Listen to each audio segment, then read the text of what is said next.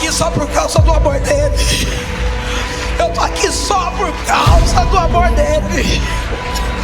Ainda bem que Deus levantou alguém para dizer: eu estou tirando a aflição da tua alma, eu estou tirando a inquietude. Eu vou passar ainda hoje dentro da sua casa.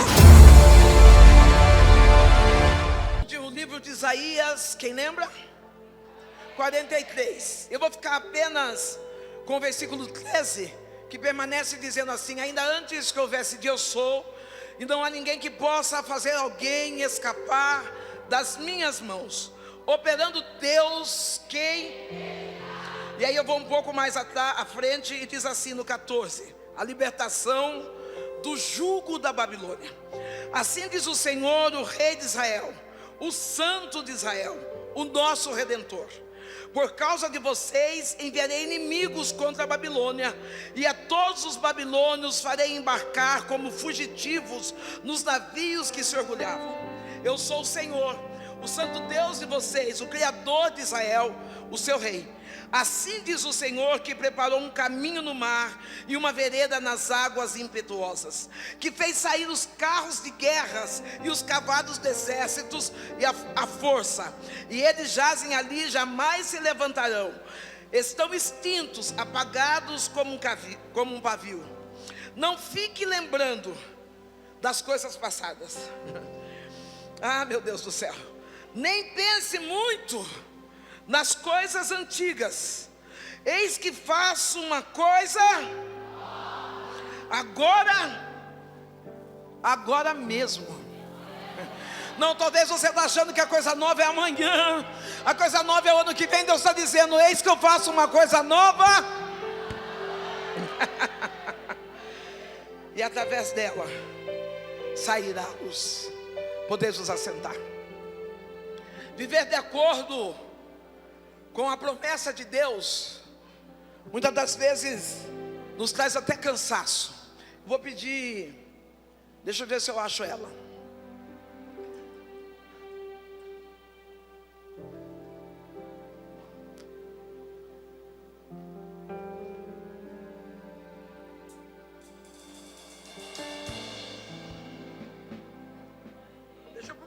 Não deixa eu procurar muito você, hein? Quando nós começamos a olhar, está aqui a Bíblia, a blusa. Eu não vou falar tudo que eu falei ontem de noite, não. Quando nós começamos a olhar e visualizar as palavras do Senhor, nós começamos muitas das vezes até indagar do que aquilo que Deus pode fazer por nós. Eu contei que Deus, através da sua infinita misericórdia, me tirou do extremo estado de vulnerabilidade. Não que isso seja vergonha humana, necessitar de uma cesta básica, necessitar do auxílio de alguém, mas eu sou grato a Deus, porque a mesma que precisou de uma cesta básica hoje é a mesma que tem a oportunidade de alimentar outras famílias. É tão importante quando nós aceitamos as nossas provas, as limitações da vida. Não, talvez você está dizendo: pastor, a senhora acha feio viver de cesta básica? Eu estou dizendo que Deus é Deus de oportunidade, e Ele vai te levar para nível maior. Você não vai viver no nível de pedir emprestado, de viver de sobras daquilo que o governo oferece. Deus vai te levar a níveis maiores. Deus nos tira dali, mas o principal que Deus faz é Deus recuperar, resgatar, refazer a minha história e a história da minha mãe. A minha mãe recebe cura do câncer, e nós começamos a caminhar com Cristo.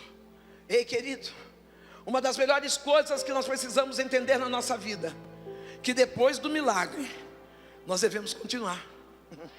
Ah não, depois do milagre não é hora de retroceder, não é hora de voltar para trás, mas depois do milagre nós devemos continuar intensamente dizendo: aquele que começou a boa obra, Ele pode contar comigo, Ele pode contar com o meu nome, porque eu vou contigo.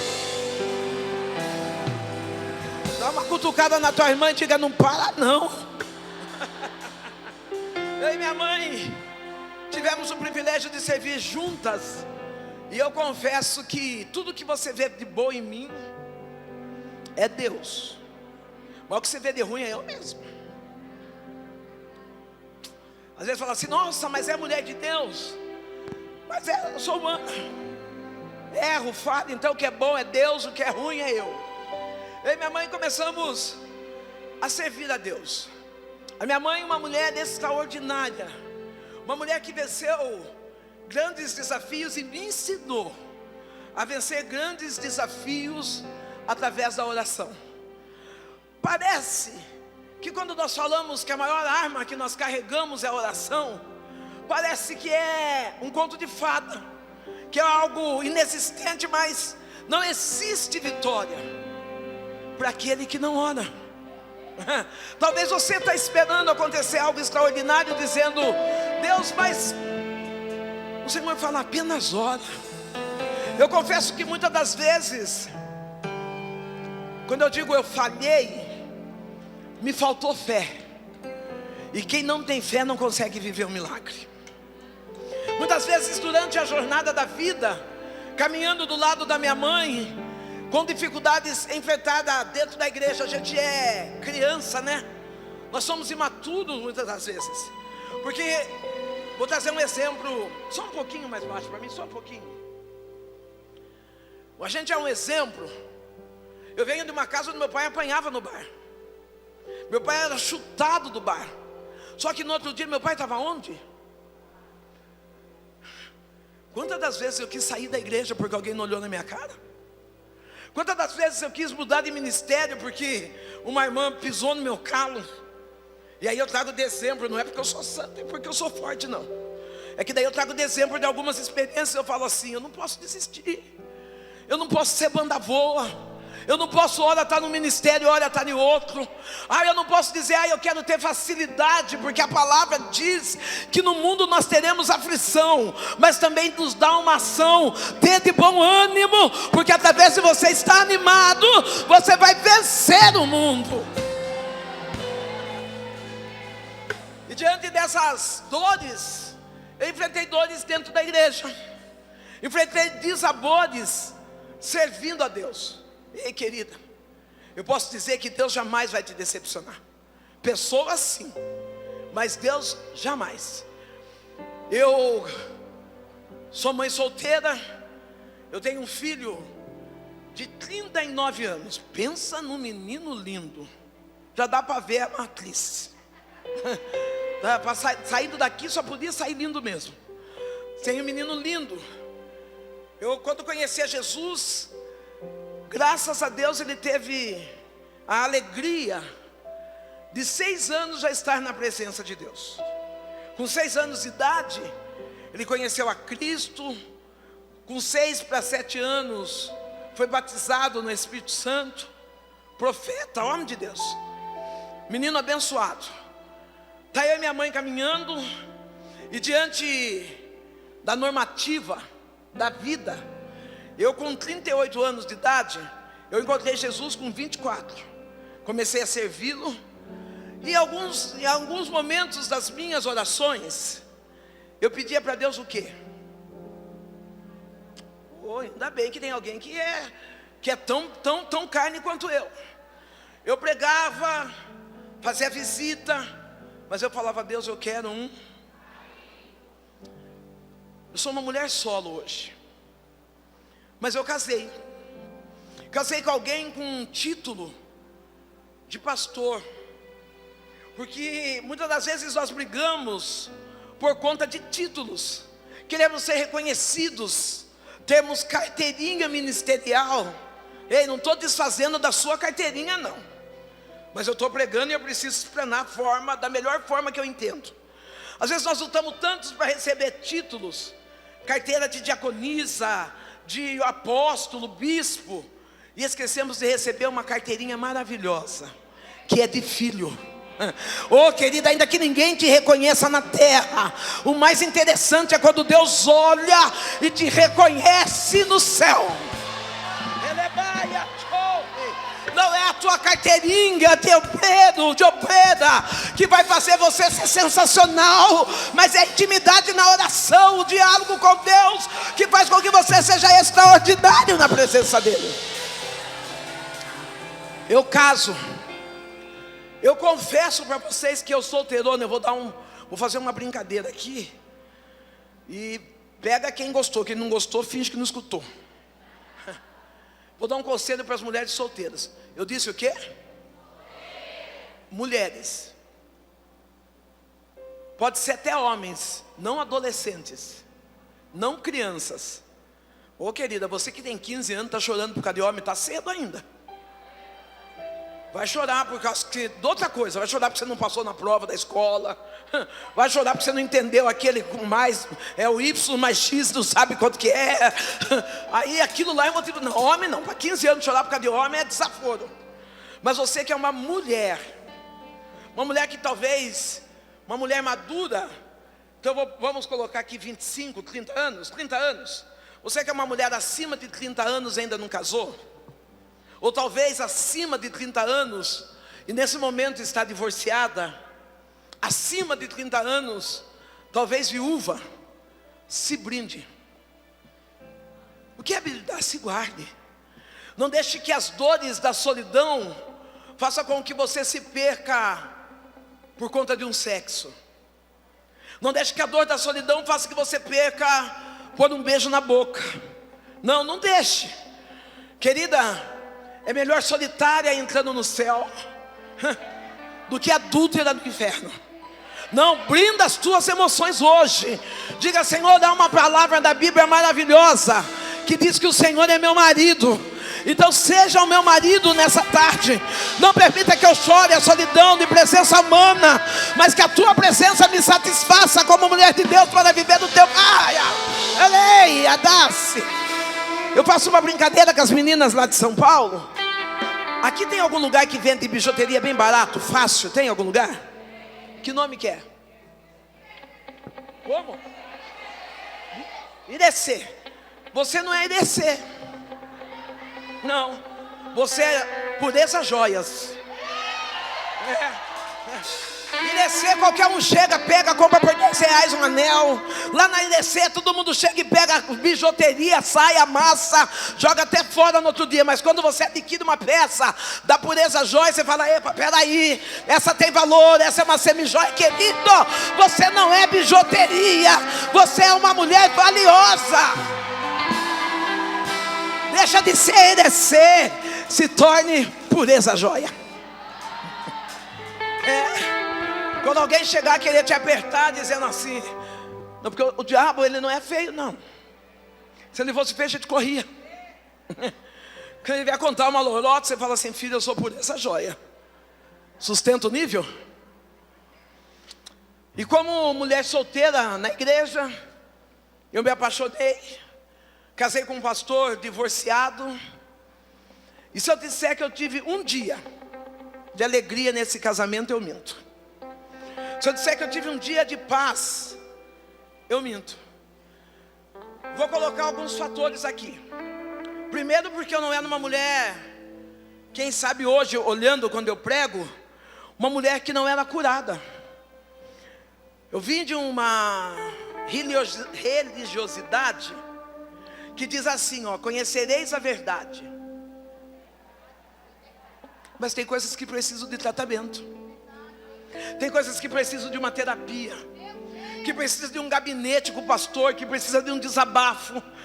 Não, tem coisas que você precisa abrir, chamado lixo emocionais, e jogar no colo de... Não é no colo da irmã do ciclo de oração. Porque às vezes a irmã do ciclo de oração está tão cheia de problema, tanto quanto você.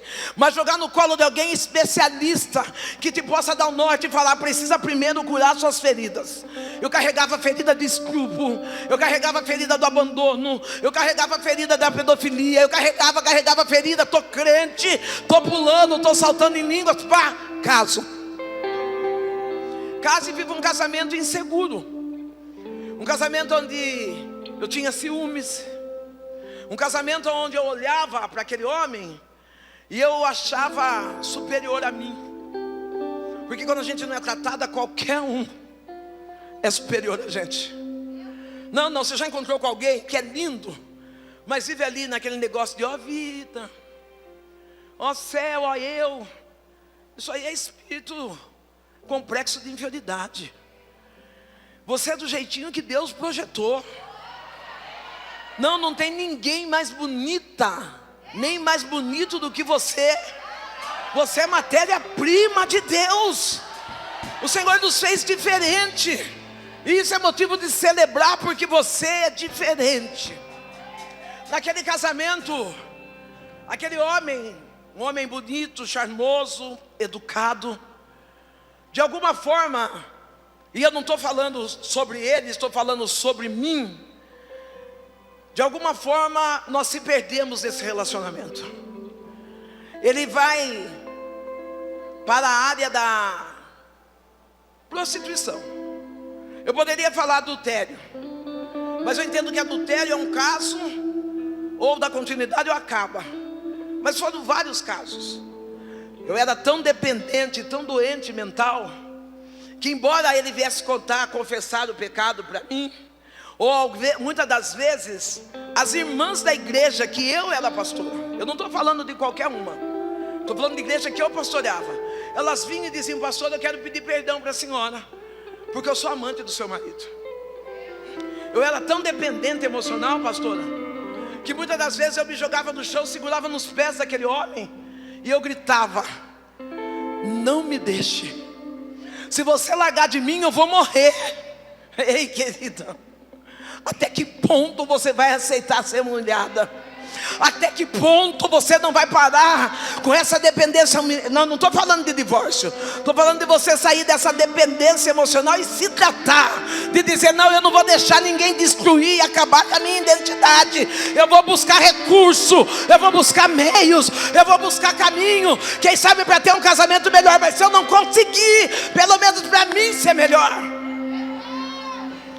Passei momentos de humilhação dentro daquela casa, como esposa, como mulher, como pastora. Tive o prazer, porque eu amei, de criar uma criança que nasceu fora do casamento. A mesma criança que eu beijei, abracei, e que foi arrancado tão dolorido de mim. E tantos levantes. E eu dizia para Deus: Deus, eu não vou aguentar. Eu lembro que no mês de maio, não vai dar tempo de contar todas as coisas das íntrigas, mas eu estou falando de raízes. Eu lembro que no mês de maio, por que eu guardei mês de maio? Porque é mês das mães. Eu lembro que no mês de maio, eu fui a um culto, e nesse culto Deus, tudo que Deus vai fazer conosco, Deus, Ele avisa antes. Não, até mesmo quando Ele vai nos provar, usando aí a nova versão, Ele dá um spoiler, né? Deus chega e fala assim: vou passar você na prova. Vem vindo um vento aí. Não é assim que Deus fala? Você já pode levantar a orelhinha. Você sabe que esses dias eu falei para Deus assim: Senhor, eu prego tanto que quanto mais provado, mais amado. Acho que eu estou com falta de prova. Depois eu conto. Um dia, depois que passar. Agora não dá. Eu estou ali naquela... Deus, eu estou num culto normal. Uma pastora, Davis, que falava a respeito de santidade na mesa, ela faleceu lá na igreja do pastor Josimar. O pastor Josimar, juntamente com ela, disse assim: tem algo morrendo dentro da tua casa, mas o que é teu não morre no seu colo. Profetiza para a tua irmã e diga: o que é teu não morre no teu colo. É Deus garantindo que o que é seu, o diabo não pega. O que é cá? Não, é que a gente não sabe o que é nosso. Mas quando a gente entende o que é nosso, esse inimigo não pega. E eu falei: que será? Não tem nada para morrer em casa, está tudo tão bem, está tudo tão normal. Quando eu chego em casa, a parte dos móveis da minha casa não estava lá. Abri o guarda-roupa, roupa de marido não estava lá. Eu estava tão anestesiada que eu perguntei para Deus: o que está acontecendo? Eu pego minhas coisas, minha roupa, compro umas frutas e vou na casa da minha mãe. Falei: chegando na minha mãe vai falar, né? Cheguei na minha mãe estava super bem, conversando sobre tudo e não falou nada. À noite eu fui na igreja, a igreja estava tão tranquila. Falei, Deus, comecei a ligar pro então que era o meu marido na época. O telefone não tocava, tocava, ninguém atendia. Na segunda-feira eu estou no correio.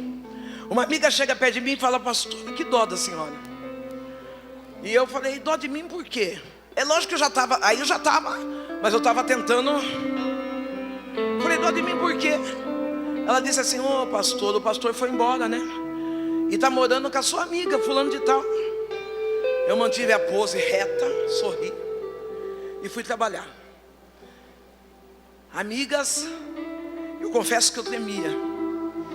Eu lembro que eu passei na rua, eu vi o casal descendo com o carro que nós tínhamos comprado juntos.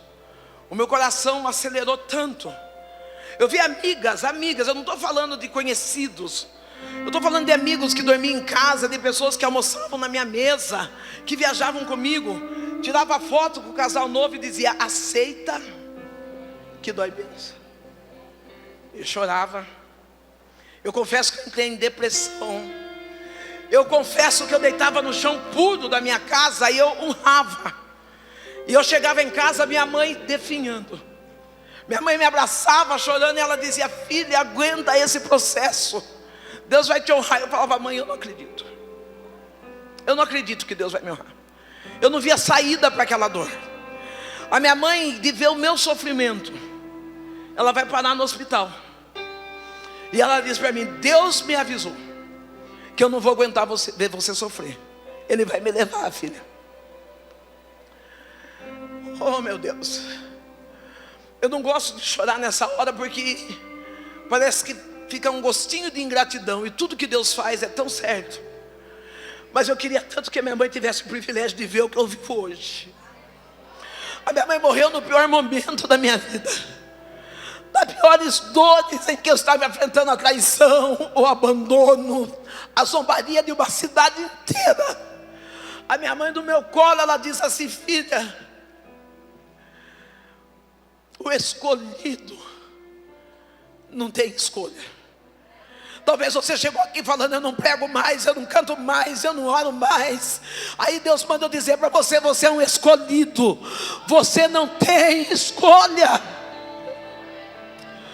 Não, querido. Muitas das vezes eu subi sangrando para pregar. Muitas das vezes eu subi sangrando para cantar. Mas eu lembrava minha mãe dizendo, você é escolhida. E como escolhida você não tem. Você quer desviar? Você não tem essa escolha. Você quer parar? Você não tem essa escolha. Ah não, você viu Jesus aqui de casa mesmo, vou atender, assistir pela televisão. Você não tem. Por incrível que pareça, minha mãe morre no meu colo e ela diz assim, ó, carrega a cruz, viu? Não arrasta. Ela estava dizendo, fica bonita, filha, se arruma. Minha mãe, ela disse para mim, essa prova é maior. Essa prova não é maior do que o Deus que você serve. O Deus que nós servimos vai te justificar. Sozinha, abandonada por uma igreja, abandonada por um marido, descobrindo as máscaras daqueles que se diziam amigos, mas na verdade eram verdadeiros inimigos. Não, eles não queriam ser o que eu era, eles queriam acabar comigo. Ei, querido invejoso, ele não quer ser você, ele quer acabar com você. É por isso que você tem que continuar. É por isso que você tem que levantar a cabeça diante das invejas, das fofocas, da calúnia e dizer, eu não sou o que fizeram comigo. Eu vou superar porque eu sou escolhido. Eu vou carregar a minha cruz e o nome do Senhor ainda vai ser exaltado através desse propósito.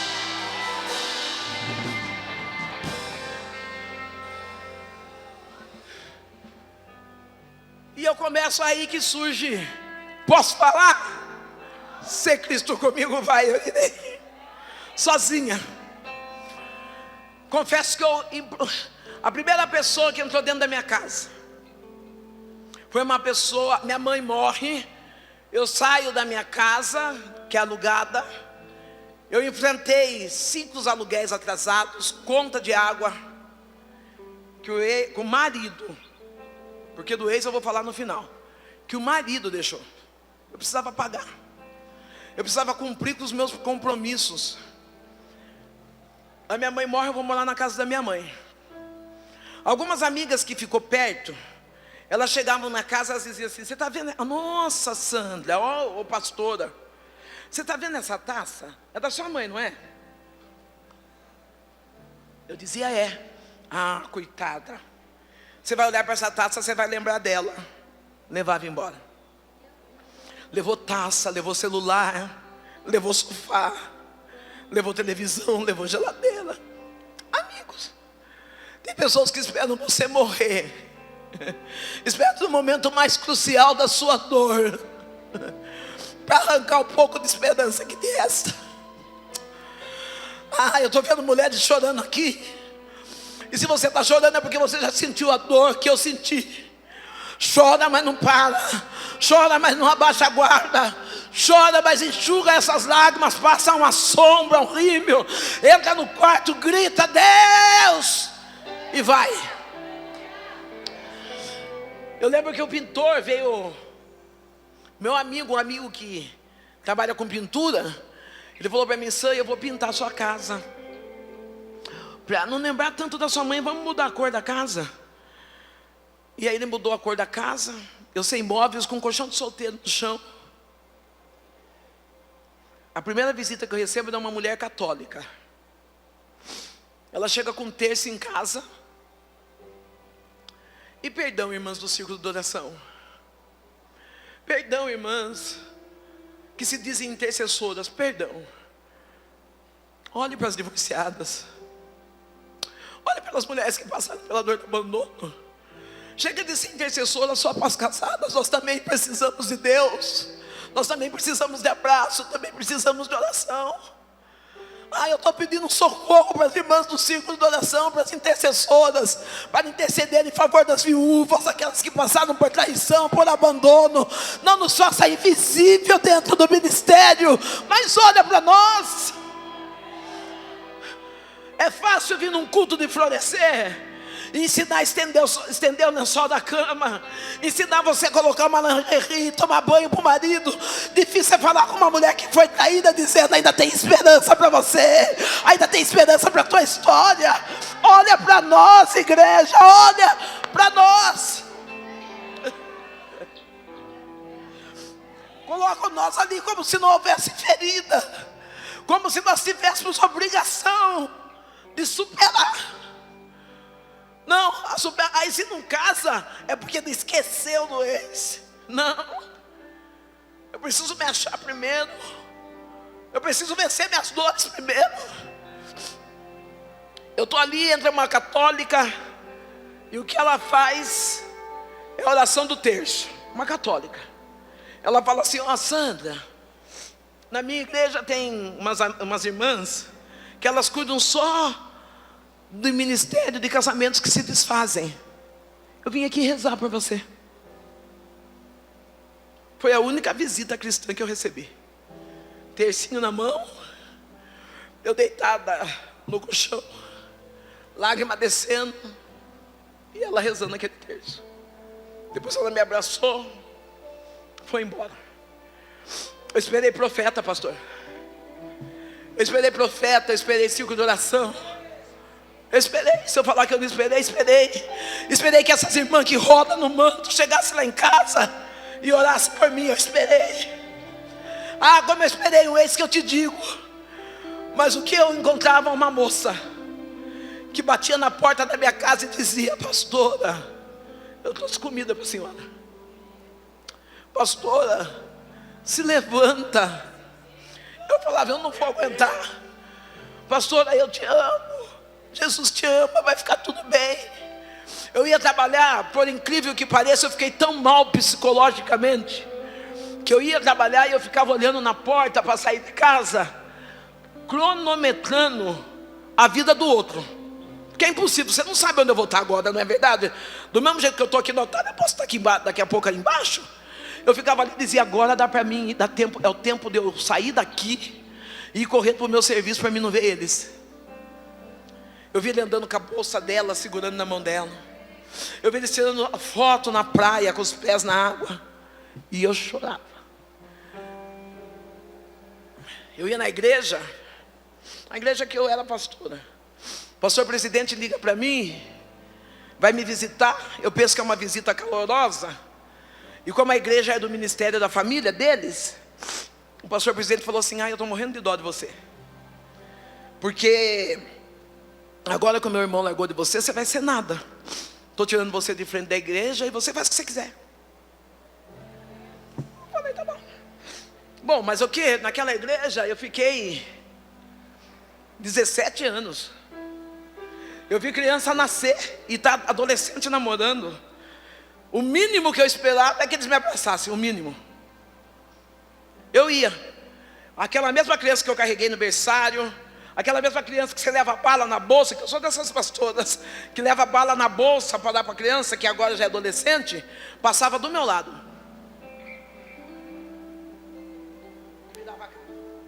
E eu sentado ali na igreja, esperando um abraço. Esperando Deus é contigo.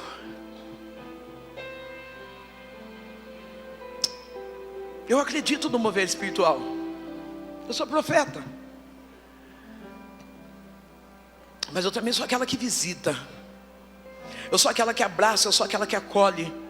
Eu sou aquela que nos seus momentos de aflição você liga o Instagram e eu entro na sua casa como sua amiga, não é assim? Eu vejo mulheres falando, pastor, eu lavo louça, escutando assim, ó, parece que eu te conheço há tanto tempo. Eu sou essa.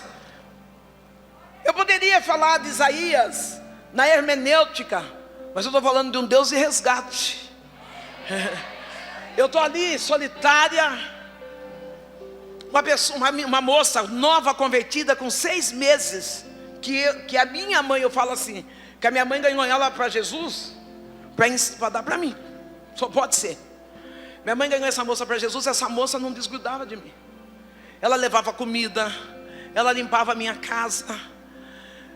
Às vezes, eu ficava com a porta fechada, eu caí numa dependência, saí fora da casinha, que eu coloquei uma corda no quintal da minha casa, eu estava decidida, eu vou me matar. Porque o que eu conhecia? Eu não queria, eu vou falar de um jeito, eu não queria desviar, mas eu também não estava aguentando ficar viva. Falei, eu vou me matar. Eu falei, não tenho amigos, não tenho casa. Eu tinha que ir no serviço, eu ia no serviço assim, tremendo, síndrome de pânico. Um dia, meu neto chegou em casa e ele disse para mim assim, vó, lá em casa tem um projeto até hoje, é assim. A gente só dá um presente no ano. Não tem esse negócio de aniversário, Natal. A gente engloba tudo numa data. Eu quero ganhar meu presente no Natal. E aí eu escolho o que eu quero ganhar. E as crianças também são criadas assim. Só que ninguém tem loucura de querer ganhar o que não dá. Todo mundo é controlado lá. O meu neto chegou para mim, e eu ruim, depressivo, ele diz, 8 anos de idade, eu quero ganhar um drone infantil, não é esses drones profissionais que a gente vê na igreja agora. Eu falei, tá bom, João Pedro. Fui lá, comprei o drone para ele, dei, e é claro que eu estava ferida, é claro que eu estava doente, é claro que eu estava desequilibrada, é claro que eu estava totalmente fora de mim mesma. E eu disse ontem, quando a gente está machucado, a gente fere. Meu neto está brincando com o drone, e aqui o drone sobe só um pouquinho. Ele está com o controle na mão, aquela peça que vira, sobe só um pouquinho. Eu falei para ele, ei, João Pedro, você é burro, hein, cara? Pede um brinquedo que não sabe brincar. Peguei o brinquedo da mão dele, o controle da mão dele, pá.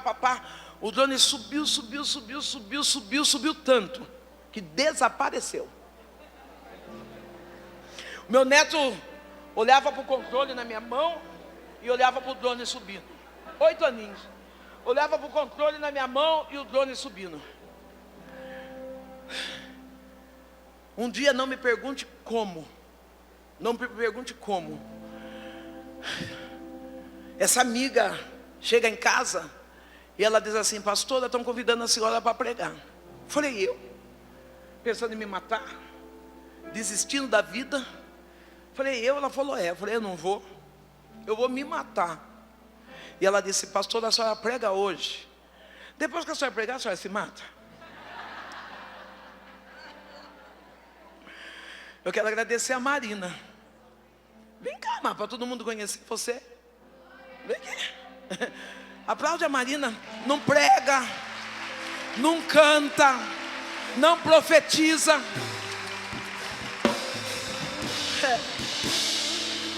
Mas é a minha melhor amiga.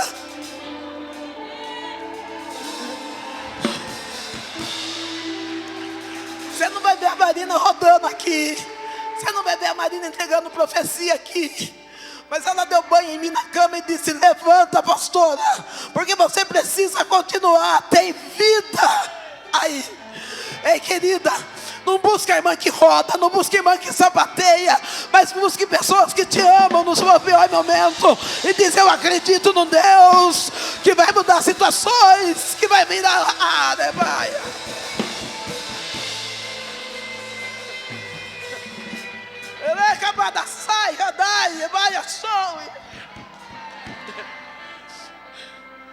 Eu fui pregar. Comecei a pregar. Essa menina que me via falando: Deus não me ama. Eu tive o absurdo de falar: Deus não gosta de preto. Oi? Deus assiste, existe isso? Nunca. Deus é universal, Ele ama o branco, o preto, o loiro. Bobeira. Mas o diabo coloca cada coisa na cabeça da gente. O diabo, essa gente, por isso que fala que oficina vazia é a mente serve para o diabo. O diabo queria me destruir.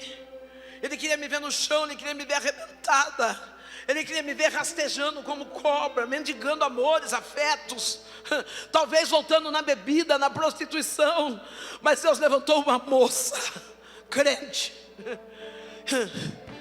que ela não veio expulsar demônio, mas ela veio trazer a presença do Espírito Santo. Ela não veio me acusar que eu estava fraca, mas ela veio para dizer: você é forte. Ei, eu vim aqui nessa noite para dizer que mesmo mediante essa lágrima que você derrama, mesmo mediante essa fraqueza, você é forte.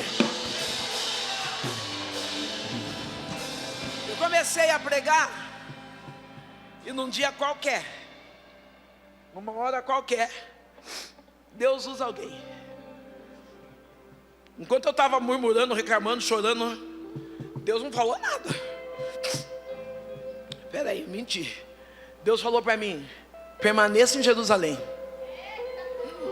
Dá uma olhada para tua irmã e diga: permaneça em Jerusalém. Confesso que no meio da dor, no meio da zombaria, eu perguntei para Deus: aonde é que é Jerusalém? Estava doendo tanto que eu falei: será que eu estou no lugar certo, Senhor? Eu permaneci deprimida, sofrendo, chorando, recebendo zombarias, afrontas, dores. Confesso que falei coisas que não devia. Não no ódio, na dor. Eu nunca odiei, mas doeu. Na dor falei coisas que não devia. E quando foi num dia qualquer, diga: num dia qualquer, Deus resolve fazer um milagre.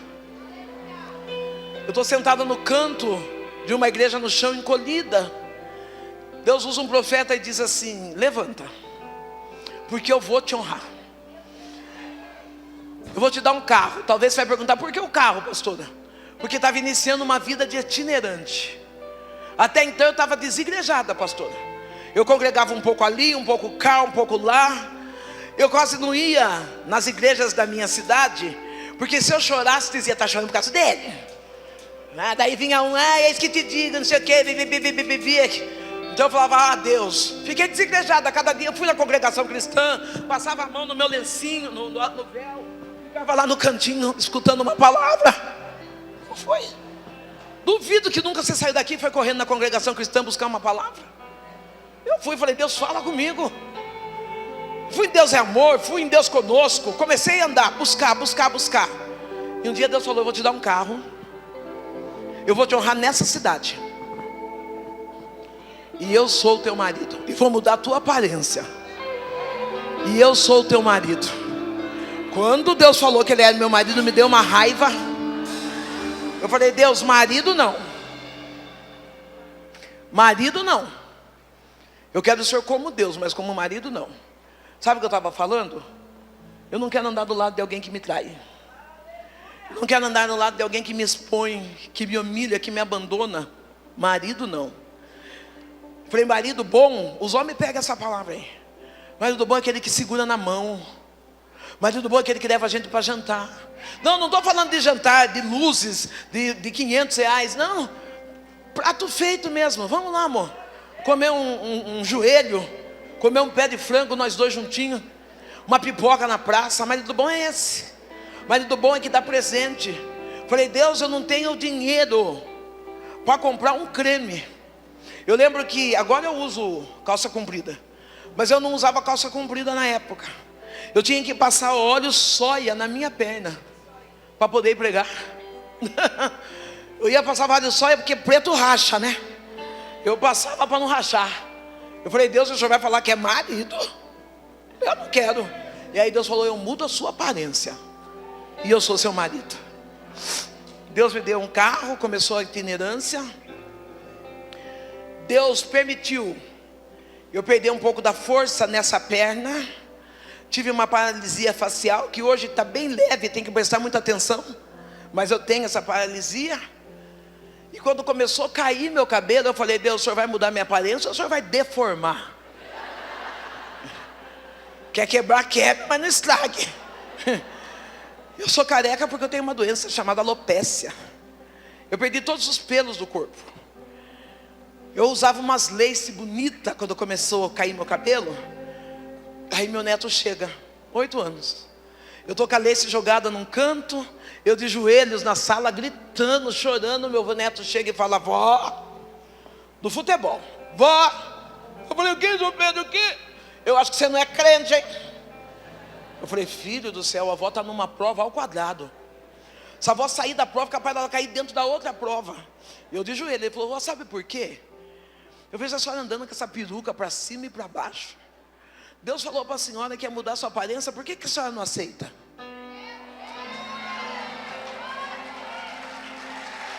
Aceita. Aceita o que Deus está fazendo com você. É melhor ser quebrado na mão de Deus do que inteiro na mão do inimigo. Aceita. Eu olhei para ele e ele falou: a senhora tem um defeito, vó. Eu falei, fiz assim, né? Menino de 8 anos. Ele falou: vó, a senhora está preocupada à altura do drone, mas o importante mesmo é na mão de quem está o controle. Talvez você está preocupado na subida, em se aparecer, em se mostrar, mas o importante é ter o controle na mão de Deus. Se Deus tem o controle na tua vida, haja o que houver, venha o que vier, Ele é fiel para mudar a sua história. Eu escutei, eu entendi. E a partir daquele dia, seja o que Deus quiser, a partir daquele, ó que graça, se eu fosse eu filmava, porque é raridade eu conseguir fazer isso. Para mim mesmo acreditar que eu decido de saldo sozinha. A partir daquele dia, eu entendi que o controle estava na mão de Deus. Que já não dependia mais de mim, dependia daquilo que Deus quer fazer comigo. Eu comecei a obedecer no ministério da itinerância. Uma amiga pastora, embora muitas pessoas brigam, gritam, falam, resmungam aí que não existe pastora, mas uma amiga pastora, ela falou para mim assim: ô filha, fica aqui comigo, você não precisa membrar, você não precisa fazer nada. Se alguém perguntar que igreja você é, pode falar que você é daqui. Nós aqui vamos dar cobertura espiritual para você. Você só não vai parar. Na verdade eu não estava em igreja nenhuma. Eu ia lá de vez em quando, sabe assim? Mas eu estava debaixo da cobertura dela. Quando eu sumia muito, ela ia em casa com as irmãs e oravam por mim. E Marina motorista. Ganhamos o carro, Marina dirigindo, levando eu para lá e para cá. Eu já tinha carta, mas eu tinha terrível medo de dirigir. Porque eu já tinha batido o carro várias vezes. Sabe por que eu batia muito o carro? Vocês querem saber? Porque eu olhava mais para o retrovisor. Sabe por que você está batendo muito, apanhando muito na vida? Porque você está olhando mais para o seu passado. Está na hora de você olhar para frente. Quando a gente começa a olhar muito para o retrovisor da vida, a gente fica vendo os obstáculos que vem vindo atrás e a gente bate. Mas quando a gente fala, eu esqueço as coisas que para trás ficaram e eu prossigo para o alvo, para a promessa, para o propósito que é Cristo. Nada e ninguém vai parar você. Dá uma olhada para alguém e fala, olhe para frente. Deixa o retrovisor da vida para lá. Deixa, olha para frente. Eu comecei a olhar para frente e Deus alavancou minha agenda. Fez o ministério Sandra Alves ser conhecido, porque eu entrei como cura na vida de muitas pessoas. Uma palavra curadora. Eu entrei com uma palavra como a pastora Linda falou hoje. Eu quebrei a religiosidade. Eu parei com aquele negócio de dizer que crente não leva chifre. Eu parei com aquele negócio de dizer que mulher cristã não trai. Trai sim. Porque aonde o inimigo acha espaço, ele entra. E nós somos seres humanos, é nós que temos. A Bíblia diz, guarda, cuidado, guarda a tua coroa. É você que tem que guardar. Não adianta cuidar da coroa dos outros, não. É da sua. Eu quebrei o protocolo, eu contei a verdade. E aí muitas mulheres se encontraram dizendo, eu sou essa que fui abandonada. Eu sou essa que fui traída. Eu confesso que tem mulheres que eu disse, e até está rolando por aí, eu disse, mulheres muito mais feias do que eu, mas será que elas eram mais feias que eu? Ou meu coração estava feio demais? Porque eu estava me sentindo feia. A mulher traída se sente feia. Eu não tinha vontade de me arrumar, não tinha vontade de fazer nada. Então eu fui vomitando aquilo que estava dentro de mim mesmo. Ei, para de vomitar o que está dentro de você. E começa a se encher de Cristo agora. Para de vomitar suas dores, seus fracassos. E começa a revestir de Deus agora. Deus começou a abrir a minha agenda. Ele abriu a minha agenda e eu me tornei amada. O amor que eu não recebi dentro de casa, eu recebo de cada uma de vocês. Você pensa que estar aqui eu não estou cumprindo a agenda.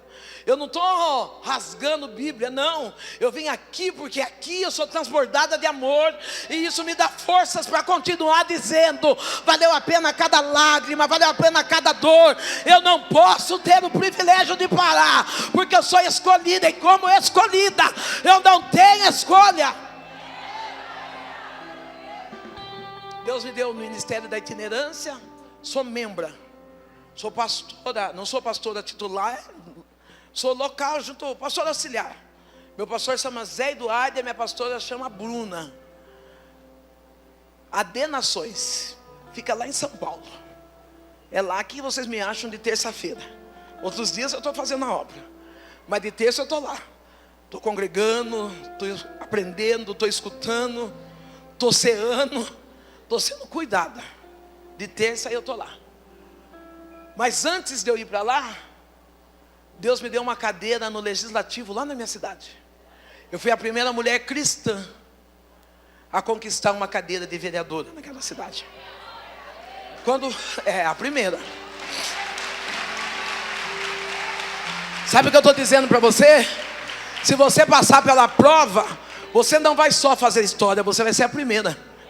Vão olhar e vão dizer, mas quem é ela? Não, ela é a primeira vereadora cristã. Ela é a primeira mulher negra. Ela é a primeira negra que veio pregar em conquista. Ela é ela. Não, referência. É isso que eu sou. É por isso que o diabo pira. Porque as divorciadas talvez estão escondidas, sem ministério, estão depressivas.